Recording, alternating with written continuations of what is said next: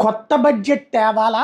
లేకపోతే గనక vote on account బడ్జెట్టే కొనసాగించాలా? దీని మీద కసరత్తు చేస్తున్నారు. ఎందుకంటే ఫైనాన్షియల్ రిపోర్టు ఎంత సబ్మిట్ చేద్దామని చూసినా, ఏ లెక్కలు చూసినా ప్రస్తుతం ఇచ్చిన హామీలు ఇప్పటికిప్పుడు బడ్జెట్ ప్రవేశపెడితే పెద్ద చర్చ నడుస్తది. ఏంటది?